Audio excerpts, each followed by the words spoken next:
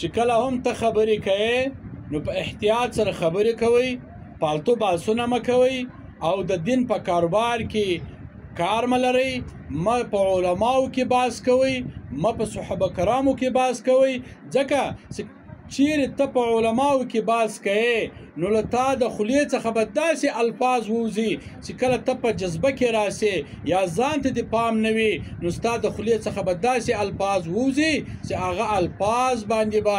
ته ګستاخي جوړ سې، ته به مرتد سې. نو یا نعوذ بالله یا به د الله جل جلاله توهین در څخه وسي، یا به د رسول الله صلی الله علیه وسلم توهین در څخه وسي، یا به د قرآن مجید توهین در څخه وسي. ګوره یاد ساته، بیا د خلق تا نه معافوي، تا ته بخشش نه کوي، بیا به ته ګناهګار هم یې، کافر مرتد به هم یې، نه به څوک ستا جنازه کوي، نه به څوک ستا فاتحه کوي، نه به څوک تا په خپل ادره کې پرېږدي. نو دا یاد ساتئ، د خپلې خولې څخه احتیاط کوئ، داسې خبر استعمالوه چې په هغه خبره سره ګوره ته ګناهګاره نه سې، مرتد نه سې. نو دا یاد ساتئ ای زما عزیزانو، ای زما قریبانو، ای مسلمانانو، چې کله هم ته الفاظ د خولې څخه راباسې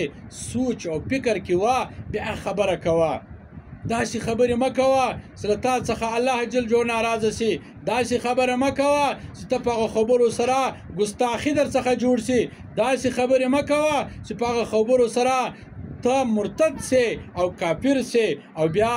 ستا نه په جنازه کې څوک شرکت کوي، نه دې په فاتحه کې څوک شرکت کوي، نه دې بیا څوک په خپل ادره کې پرېږدي. بیا به خپل مور و پلار، خپل بچان، خپل قوم ستا د وجې څخه شرمنده وي. الله دې موږ تاسې ټول مسلمانان وساتي.